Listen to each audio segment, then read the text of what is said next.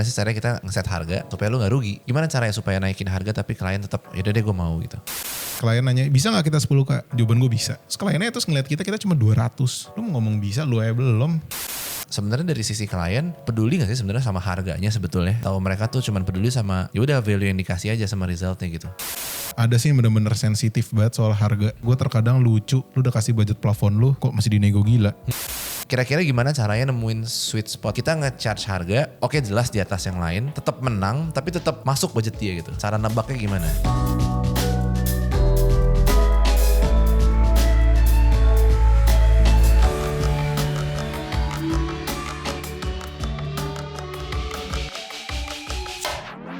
Selamat berbuka puasa bagi yang berpuasa ya. Iya. Udah buka ya? Udah. Oke. Izin ya minum, soalnya akhirnya bisa minum gue. Oke, gue bisa ngopi berarti. Oke. Jadi hari ini gue sama Ansel kembali lagi rekaman. Pengen cerita sebenarnya tentang gimana sih caranya kita ngeset harga supaya lu gak rugi. Supaya lu untung. Buat creative workers atau buat service providers lah ya. Udah banyak sih yang hebat-hebat, udah pasti. Cuma kan kita pengen bantuin dan pengen nge-share untuk players-players yang mungkin baru mulai apa segala macam. Atau mungkin yang udah lama juga mau nge-evaluate cara mereka nge-pricing harga. Begitu juga di Creative Era. Cuman gue disclaimer dikit ya, karena ini harga ini sangat-sangat mungkin sensitif bisa dibilang. Yang pertama adalah gue gak ngajak untuk orang naikin harganya gitu loh, enggak. Terus bukan ngajak kayak, oh kalau udah klien yang rendah biayanya gak usah diambil, bukan gitu. Sama sekali enggak. Ini pure gimana caranya kita bisa ngeset harga tapi value bisa sesuai juga. Itu intinya.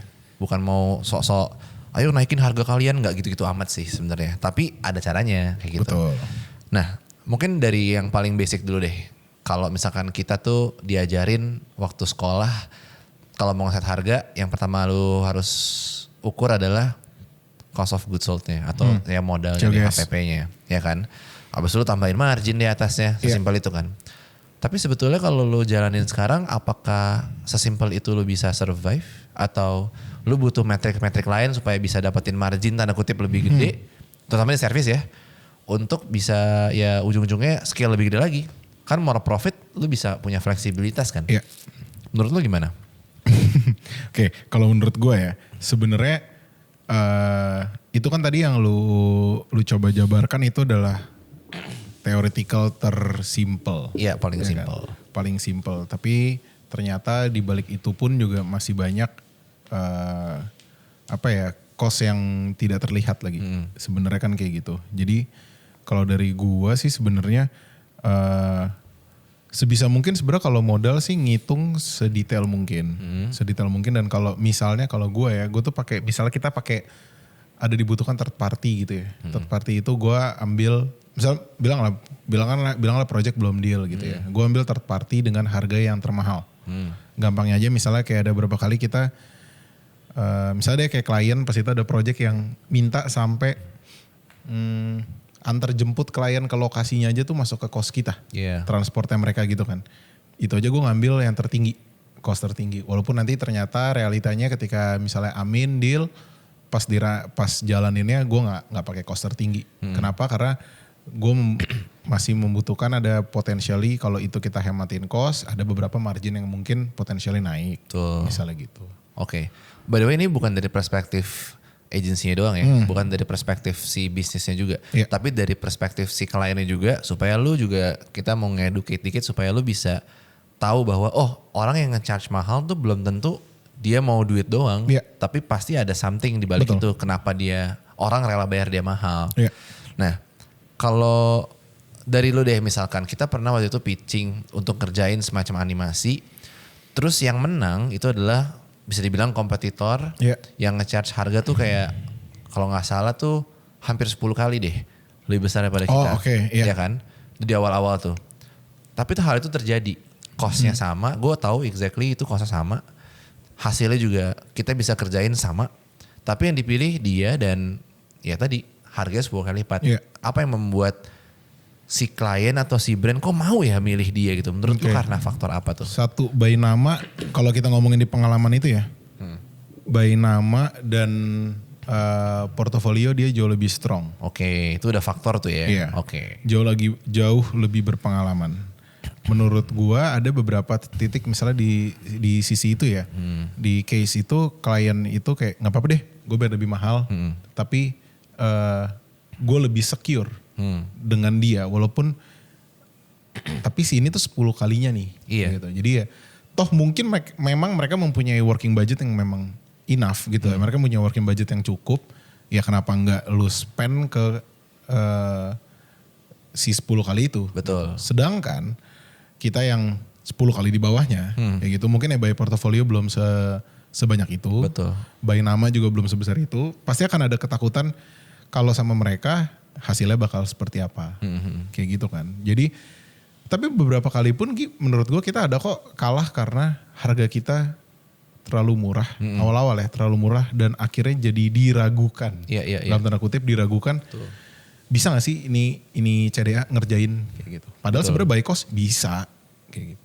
Nah itu dari berarti kalau misalkan dari sisi bisnisnya nih, dari sisi agensinya, kalau misalkan mereka mau naikin harganya, let's say kita nih sekarang mau naikin harganya. Tapi juga kita gak mau kliennya kabur kan. Itu stepnya kayak gimana? Karena kita pernah loh, maksudnya gue gak sebut nama deh, gak mau sebut nama. Tapi lo pasti tahu lah kalau gue sebut abis ini. Dia nge-charge lumayan tinggi. Kita tuh pernah waktu itu mau nge-hire dia untuk kayak ngajak kolaborasi. Tapi nge-charge aja lebih tinggi daripada kita nge-charge klien kita gitu. Tinggi banget nge-charge-nya dan ya mental semua dong. Gimana caranya supaya naikin harga tapi klien tetap yaudah deh gue mau gitu. Sebenarnya kalau cara naikin harga dengan konteks kita nggak tahu budget plafonnya. Iya nggak tahu budget plafonnya. Iya, kita nggak tahu budget plafonnya. Tapi kan costnya kurang lebih sama. Iya, costnya itu sama. Kalau kita sih sebenarnya kalau sekarang ketika lu, maksudnya gini sih, kalau lu mempunyai peluru yang banyak gitu ya, maksudnya dalam arti peluru apa sih ya kayak portofolio, terus kredibilitas lu kelihatannya kayak gimana, kayak gitu. Itu yang bisa membuat lu untuk kalau sama kita lu bisa nge-charge lebih tinggi menurut gue gitu. Kalau jujur aja ya, maksudnya kalau ketika dulu kita no one yang benar-benar kayak masih ada loh agensi ini kayak gitu. Masih kayak gitu. What you expect bro? Susah banget menurut gua, nggak bisa ya bukannya gimana karena kita ada pernah di posisi itu juga kayak gitu loh, yang ketika orang aja nggak tahu ada agensi di Cilandak gitu ya, taunya adalah kita doang cuma berempat kayak gitu dulu kan. Betul. Ya lu mau nge-charge tinggi pun ya gimana kayak gitu. Sedangkan lawan-lawan lu yang udah ternama, main udah lebih tinggi, udah lebih jam terbang lebih banyak, ya bisa gitu. Tapi memang harus ketika mungkin gue bisa ngomongnya di by case agency lah ya. Iya. Apa pasti. deck yang lu siapin, apa creativity yang lu siapin, itu benar-benar selaras berbanding sama dengan apa cost, dengan apa yang lu quote. Iya. Ya lucu banget kalau misalnya lu bikin strategi aktivasinya biasa aja bla bla bla, lu ngecas MM-an gitu. Gak make sense. Tapi ketika lu kasih breakdownnya, kenapa cost kita segini? Karena kita akan melakukan A, B, C, D dengan reasoningnya juga kuat. Akhirnya klien bisa merasa oke, worth it untuk dia nge-charge segini. Iya. Kayak gitu. Sebenarnya ada faktor yang ini dari pengalaman pribadi gue belakangan ini. Sebenarnya ini edukasi sebenarnya sedikit buat dari sisi klien kali ya, atau kayak customer, bahwa jangan takut untuk nge-hire suatu service based bisnis yang cukup mahal sebenarnya. Karena sebenarnya ada yang lebih mahal dari itu, yaitu adalah cost gagalnya. Gue kasih tahu sebenarnya ini ilustrasi aja ya. Gue tuh sekarang lagi suka ngeliat arsitek sama Pupu. Nah, arsitek yang gue lihat itu macam-macam, ada banyak kan di Indonesia, ada banyak banget gitu. Harganya pun ada banyak banget. Kalau menurut pandangan gue ada yang dari berapa ratus ribu per meter gambarnya ya. Sama ada yang jutaan per meter kan. Terus gue diskusi sama teman-teman gue juga yang udah pernah ngebangun segala macam.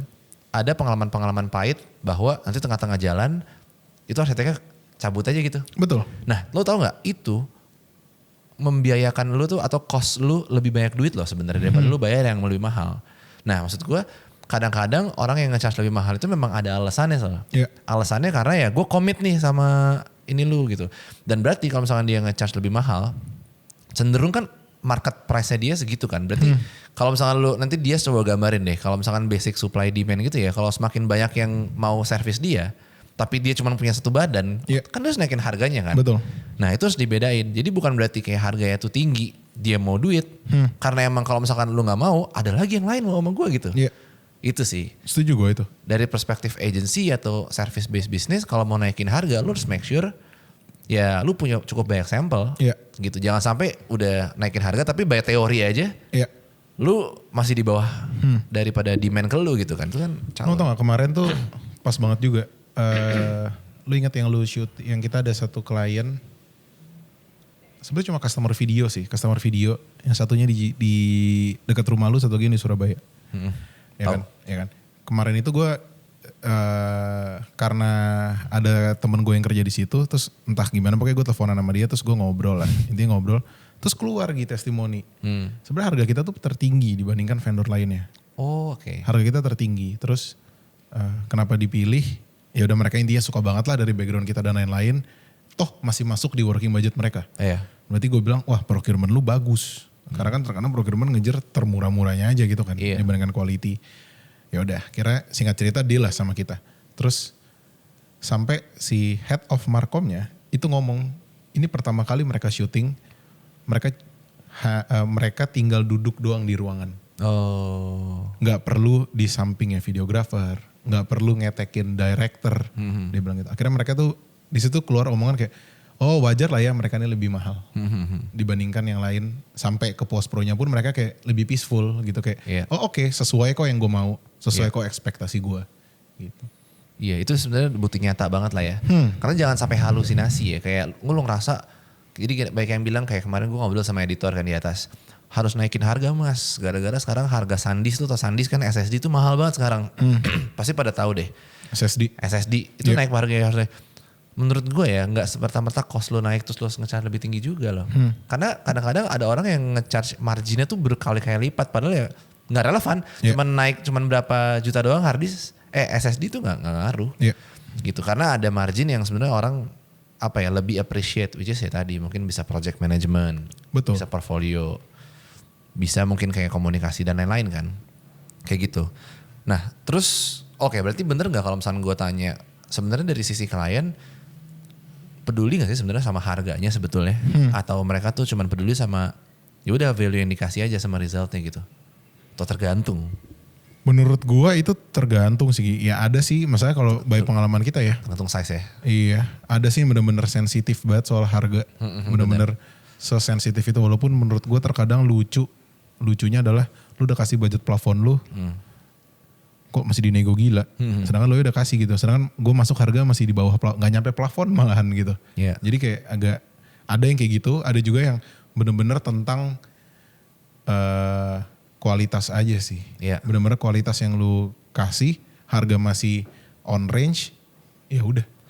Nah, mereka akan go dengan itu. Sekarang tadi lu bilang, kita kan sempat diragukan gara-gara harganya terlalu murah. Iya. Nah itu menarik kan, karena kalau misalkan misalnya hukum ekonomi, standar gitu ya. Kalau misalkan lu harga paling murah harusnya kan demandnya semakin tinggi normalnya. Normalnya kan, tapi semua gak seindah di buku. In reality di lapangan kita nge-charge kemurahan justru menimbulkan keraguan di momen-momen tertentu kan. Menurut lu kenapa bisa kayak gitu? Karena itu biasanya ini sih klien yang udah berpengalaman sih. Oke. Mereka udah ketemu banyak vendor, mereka udah ngelakuin banyak project. Pasti kayak gitu. Karena nggak mungkin kalau mereka tuh ini baru project awal-awal mereka atau enggak mereka nggak ada nggak ada perbandingan gitulah atau mereka punya luka masa lalu mungkin dengan yang murah gue juga nggak tahu kayak gitu ya, tapi karena mungkin di pikiran mereka tuh nggak make sense dengan harga segitu itu bisa achieve sesuai ekspektasinya mereka daripada mereka ngambil jadinya uang pembelajaran gitu ya, hasilnya nggak bagus, ya mendingan mereka spend lebih tinggi dengan sesuatu yang pasti gak sih? Setuju. Nah cuman gini, gue setuju sama lo barusan. Cuman kan tetap ada, walaupun misalkan kita tadi lo bilang klien kita yang video itu, kan ada syuting di Jakarta ya, di daerah dan Mogot waktu itu ya, sama di Surabaya. Obvious banget tuh. Nah terus lo bilang, kita nge-charge lebih mahal daripada kompetitor yang lain tapi tetap dipilih gitu kan. Tapi kan sebenarnya tetap ada titik di mana kayak maksimum yang lu bisa charge dong. Gak mungkin bisa unlimited juga gitu loh. Even makanan yang mewah pun ada limitnya orang mau bayar kan. Gak semua orang mau omakase juga gitu. Nah tapi kira-kira gimana caranya nemuin sweet spotnya. Jadi kita nge-charge harga, oke jelas di atas yang lain, tetap menang tapi tetap masuk budget dia gitu. Cara nebaknya gimana? Atau bukan nebak sih sebenarnya, ya gimana supaya nggak overcharge deh gitu. Pertanyaan gue itu. Gue jadi buka rahasia gue dong bikin quote. Sebenarnya gini kalau gue ya. Simple aja simple. Simpelnya adalah gue benar-benar ngitung costnya. Sedetail mungkin. Setelah itu kalau memang udah ada range budget plafonnya, gue akan matokin di mana gue nge-charge akan di bawahnya budget plafon itu. Beberapa kan, maksudnya gini, kita kan pernah coba nge-sub juga ya Gi ya. Maksudnya kayak kita pasti lagi full banget, ada pitching yang lain, terus kalau ini deal kita akan lempar ke vendor lain gitu ya. Iya. Gue udah kasih pas itu ke vendor lain juga budget plafonnya segini. Dari mereka tuh 2 dari 5 vendor itu di atas budget plafon ngasihnya. Sedangkan kalau lu tahu pasti kita pun kalau udah tahu budget plafon kita nggak pernah di atasnya budget plafon itu kan. Iya. Gimana caranya ya achieve. Kita nggak quote di bawah budget plafon itu. Iya. Tapi kalau dari gua itu minimal banget sejujurnya ya kalau boleh jujur. Nggak tahu nanti mau disensor atau enggak. Minimal banget margin. Oke. Minimal banget. Kenapa? Karena ongoing udah pasti ada aja kok surprise cost. Itu pasti ada aja. Berarti udah pasti di bawah 50%. Belum lagi termin 60 hari, 90 hari. Iya, ada cost of finance juga. Kalau di sini knowledge-nya masih berpikir, ya udah lu tinggal nunggu 90 hari. Iya, di dalam 90 hari gue punya project lain lagi, Bro. Seberapa limitnya lu punya uang untuk nge-handle itu semua dalam 90 hari. Iya kan? Terus project yang di dalam 90 hari itu 90 hari lagi juga. Abis itu nextnya gitu-gitu terus, gulungnya terus snowball effect dong. Yang di titik dimana akhirnya apa, lu harus loan. Lu harus project loan. Keluar berapa persen? 3-6% kayak gitu misalnya. 3-6% misalnya dalam kurun waktu 3 bulan. Itu motong mana? Motong margin lu juga. Abis itu bayar PPN. Abis itu bayar, iya. Potong lagi PPH. Itu kan yang suka gak keinget kan. Mungkin gak terlalu berasa kalau lu potong PPH di 100-200 juta. Kalau udah 1, M, PPH-nya berapa? Berasa banget gitu. Jadi nggak semerta-merta cost yang apa udah lu detailin akan segitu aja kayak gitu. Karena balik lagi sih surprise cost banyak banget. Banyak.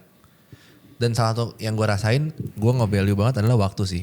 Karena cash hari ini lebih mahal. Betul. Daripada cash nanti gitu loh. Walaupun nilai kayak yang kita syuting di PFN. Itu ada tuh unpredictable cost hampir 80 juta. OT. Enggak gitu. OT-nya udah cepean di post pro. Oh ya, post pro harus ngeroto lah, harus apa. Karena kita lempar post pro di eksternal bukan di internal. Itu berapa puluh juta hilangnya. Iya. Sedangkan itu nggak ada dipredik di cost kita. Nggak ada sama sekali. Gitu. Makanya itu kenapa gue nge-setup margin itu segitu. Iya. Nah, gue back to value deh. Mungkin gue sedikit nge-educate beberapa creative workers ya. Ini spesifiknya di creative workers gue, gak tahu di industri lain. Karena gak ada kapasitasnya asli. Kalau kata lu kan gak ada kapasitasnya. Ini bukan kapasitas gue. Bukan kapasitas gue. Bukan kapasitas gue. Jadi gini, kenapa di suatu project itu, misalkan sebagai contoh, kalau logo kayak terlalu simple deh. Misalnya kita bikin suatu komersial, ya kan? Komersial dengan budget berapa sih bikin komersial, budget itu paling ya udah kan gitu. Tapi ada yang nge-value itu tuh sampai bener-bener miliaran, sampai ada yang nge-value itu cuman bahkan berapa single digit juta doang, gue cuma punya budget buat bikin ini. Kenapa bisa sejauh itu? Padahal judulnya sama-sama komersial. Atau yang ekstrimnya sebenarnya logo deh, kan sama-sama logo. Nah, itu logo sebenarnya yang obvious sih. Ya. Kenapa logo bisa ada yang bikin MM-an, sama branding ya? Iya, project branding. Sama ada yang bisa cuma bikin berapa juta gitu. Iya. Kita emang bukan mastering di bidang itu, jadi ini bukan kapasitas gue. Iya, ini tebakan kita ya. Ini tebakan kita aja ya, karena kita jalanin service itu, tapi dibilang mastering terhadap itu kalau gue boleh jujur enggak.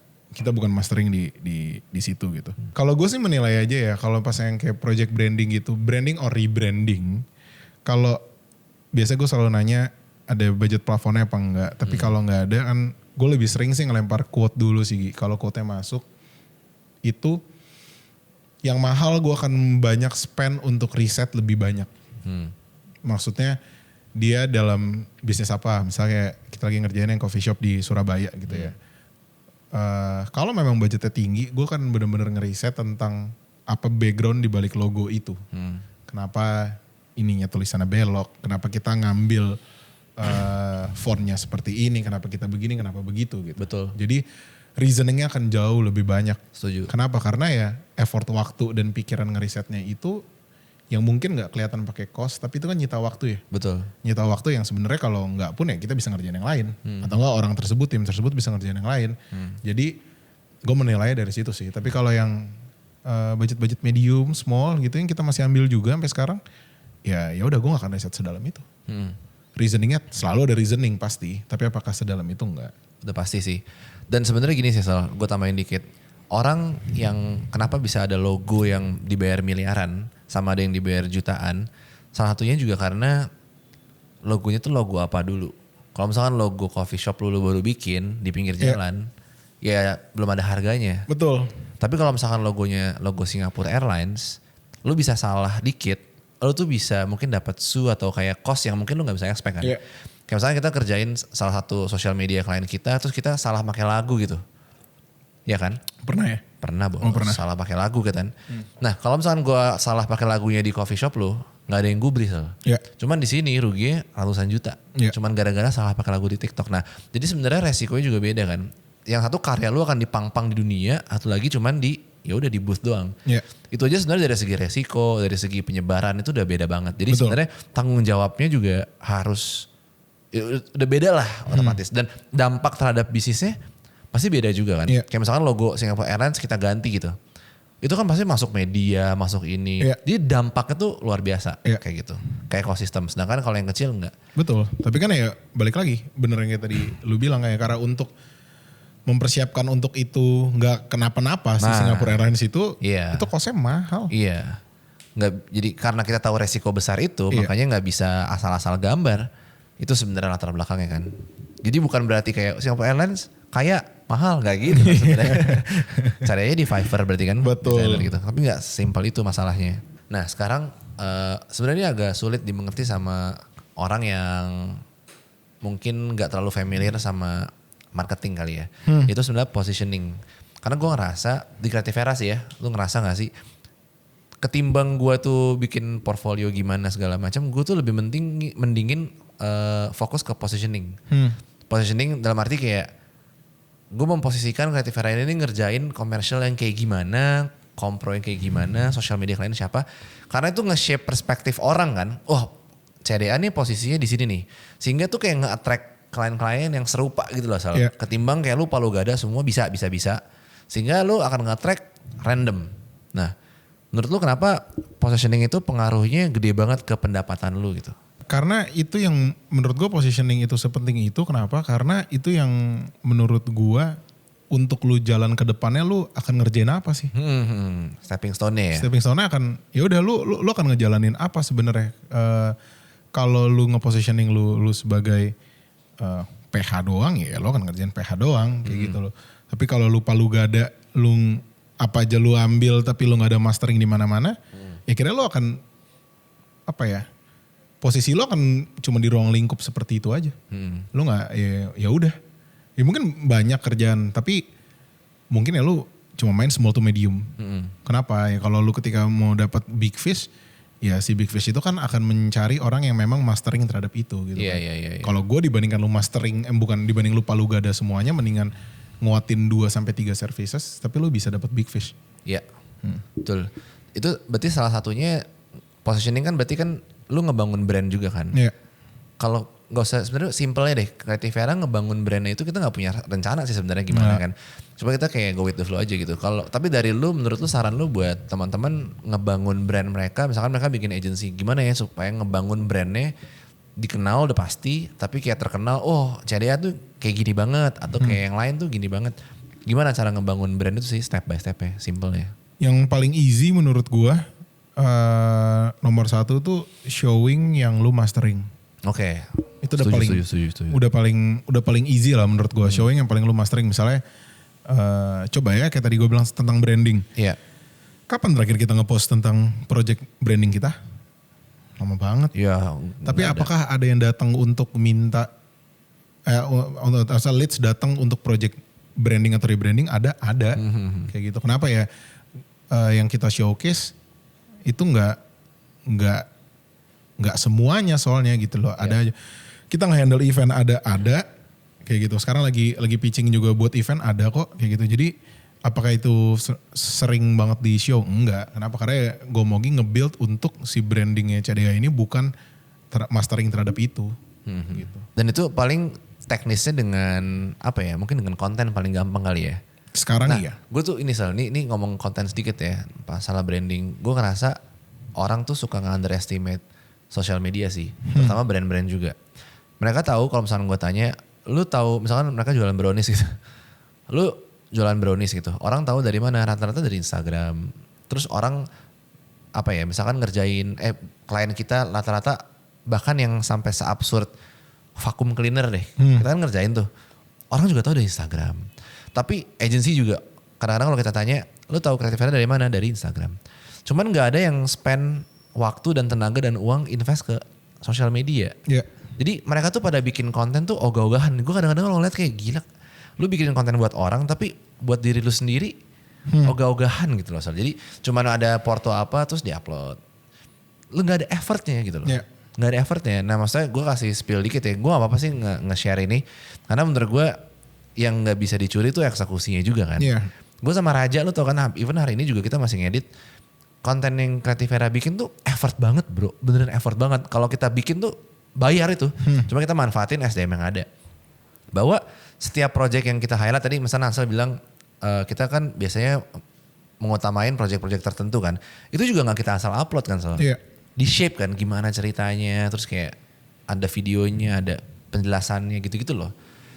Itu jadi membuat apa ya. Kita kayak semacam nge-repurpose project kita jadi video iklan lagi. Betul. Kayak gitu. Gitu sih yang kadang-kadang gue lihat kadang-kadang banyak banget ya orang yang males kali ya bikin kayak gitu. Malah ujung-ujungnya malah jadi kayak ngajar gitu kan. Iya. Tapi jadi kayak nggak ada ini ya basis yang beneran nih gitu loh. Sayang aja. Sebenarnya kalau gitu, apalagi kalau misalnya bilang kayak tadi lu bilang ya, untuk kayak kita gitu, kita punya jasa untuk social media management gitu. Ya lu nya sendiri, si company itu sendiri coba nge-proof juga lah menurut gue. Iya. Gue ingat kok gitu dulu, masa kayak dulu KPI klien pernah ada yang kayak 10 ribu tuh 10K di Instagram termasuk yang lumayan berarti gitu ya. Lumayan kayak someone gitu. Brand bisa 10K tuh zaman-zaman itu lumayan gitu.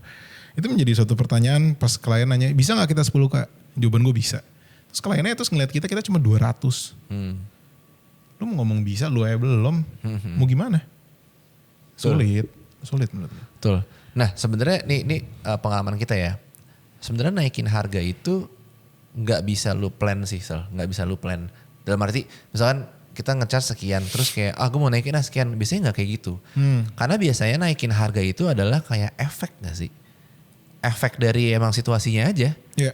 Itu yang bisa terjadi di kita loh. Betul. Kita gak pernah loh Sol. Sekalipun sama Raja naikin harganya. Gak pernah kayak gitu. Gak pernah. Sama sekali gak pernah. Tapi naik itu natural aja. Jadi kayak misalnya ada 10 nih mau kerja bareng. Gak bisa, kita cuma punya 2 tangan nih kan. Kita cuma bisa terima 3. Ya udah mana yang 3 yang tertinggi aja kan kasarnya gitu kasarnya. Jadi kayak orang tuh mau naikin harga tapi mereka gak ngeliat bahwa ya udah pantas. Tapi paling pernah ini sih pas ada deh waktu dimana by internal udah full semuanya. Terus ada retainer sosmed lagi mau masuk gitu ya. Gue bilang aja kalau ini mau masuk harga kita harus di atas dari kita normal. Kenapa? Karena balik lagi ada reasoningnya gue butuh third party untuk bantu ngerjain ini. Iya. Gue butuh ada freelance atau gue butuh part time untuk ngerjain ini kayak gitu. Jadi mau gak mau harga itu naik. Tapi ya at the end untungnya sama gak? Sama. Kenapa? Karena gue butuh si freelance itu. Oke. Karena gue gak mungkin, dia udah mau kerja, udah ngajakin kerja sama kontrak dan itu, terus gue kayak gak bisa deh, gue rame banget. Ya, untungnya di Kreatif Era ini gak pernah ada menolak klien. Iya. Kita sih tipe kalian gitu ya. Oh iya bener gak betul. Ini apa namanya, gue mau bahas yang ini sih gara-gara bilang itu. Ini sebenarnya gue yakin kontroversi banget. Jadi kalau ada orang yang tipe yang nge-charge udah kayak menu gitu loh. Misalkan dia nge-charge harganya 10 juta contoh. Di bawah itu mereka gak mau. Sama sekali gak mau. Kayak gitu. Cuma kalau kita kan rata-rata kita nggak ngelihat dari harga menu kita kan, tapi kita ngelihat dari kondisi hari itu dan ya udah overall aja gitu kan. Menurut lu aman nggak sih untuk orang tuh kayak ya udah gue iyain aja deh ngerjain project ini toh juga lagi low gitu, atau justru jangan, justru lagi low juga nggak mau kan menu gue segini gitu. Wah, nggak pernah lapar tuh bro orangnya kalau gitu tuh. Nggak pernah lapar. Nggak pernah lapar. Rekeningnya tebel kali. Tebel. Kalau gue sih kalau lagi low ada apapun gue sikat sih. Iya, realistis kan? Betul. Gue realistis banget. Maksudnya bilang lah, mungkin bisa dibilang retainer kita pasti minimal bilnya per bulan 2 digit. Misalkan. Ya bisa double digit. Tapi ketika low, gue single digit pun akan tetap gue ambil. Kenapa? Terlalu banyak yang harus gue pertanggungjawabkan hidup orang di lantai 2 ini. Gue bilang itu nggak mungkin banget. Jadi ya udah. Tapi memang ketika gue follow your budget, lu juga harus follow apa output gue. Betul. Jatuhnya lu ketemu di tengah. Nggak mungkin kayak yaudah gue follow your budget tapi gue over value-nya sampai gue minus kan. Berarti tidak menyelamatkan kondisi company lu saat itu. Betul. Iya kan, Iya. jadinya gitu. Jadi gue tetap cari win-win solution aja kayak gitu loh. Iya. Budget tuh segitu, ya udah. Tapi memang ketika gue lagi full, kita lagi full, ada juga sih gue nggak ngambil yang low banget. Kenapa? Karena balik lagi pasti ada reasoningnya. Ini orang budget low tapi potentially kemauannya 2 digit gitu loh. Iya. Jadi kayak ya udah nggak bisa. Iya. Sebenarnya ini kayak business sense aja sih ya. Dan ada, gue 100% agree bahwa ada orang yang emang gak sepakat dan gak masalah juga. Yeah. Kayak misalkan orang yang mikirnya terlalu, luxury banget harusnya, ya kayak misalkan mikirnya gimana ya, kayak, tapi kan Rolex enggak gitu. Gak boleh turun harga, bahkan harga secondnya lebih mahal. Yeah. Tapi emang menurut gue itu udah bisnis model yang berbeda kalau menurut gue. Gue lebih ke genre yang realistis bisnis pada umumnya aja. Kayak misalkan, apa ya contohnya? Uniqlo contohnya. Nggak tahu sih benar apa enggak, tapi yang gue lihat mereka selalu ada fase-fase di mana tuh celana murah banget. Ya. Celana murah, tapi ada fase-fase di mana kayak kok lagi mahal. Atau jangan itu deh, Zara lah gitu kan. Itu biasanya kalau akhir tahun kan buset itu kayak di PIM tuh bener gue mau masuk kayak nggak keluar lagi, nggak bisa gue. Tapi kalau lagi sekarang nih masuk, wah kosong bos, lu bisa main sepatu roda. Itu kan harganya beda banget kan. Nah itu berarti kan menurut gue dia ngelihat pasar juga gitu loh. Iya. Clearance sale lah. Gue nunggu kalau lagi diskon lagi. Iya. Kalau enggak gue gak beli. Kalau gue suka nge-thrift gue. Sama kayak Gary ya? Yoi. Karena gue tuh paling malas kalau pakai baju terus sama. Iya. Jadi gue kalau nge-thrift kan kayak, lu gak usah temuin nih gitu. Betul. Nah jadi maksud gue gitu ya. Jadi masa perusahaan segede itu aja menurut gue masih menerapkan hal yang sama. Jadi dia adjust ke marketnya. Di mana lagi lesu, dia coba clearance sale dulu. Yang penting dia survive, ada revenue masuk kan. Iya. Nah itu yang betul-betul kita lakuin sih di sini. Jadi kita nggak sok-sokan kayak sok-sok eksklusif. Kita di range segini ya lu nggak mau bayar enggak gitu, enggak juga sih kayak gitu. Kita mungkin akan kayak gitu kalau emang rame banget ya. Cuma kenyataannya nggak kayak gitu. Gitu. Itu aja kali ya hari ini. Udah. Singkat banget. Singkat lah, capek lah. Iya. Kayak gitu. Yaudah ya. Ini ntar gue upload di Spotify sama di YouTube. Oke. Sama di mana lagi maunya? Mau di mana lagi? Gak ada? Udah? Di mana lagi sih? Biasanya? Udah lah, mau di mana lagi? Gak mau ngomong. Thank you. Bye-bye.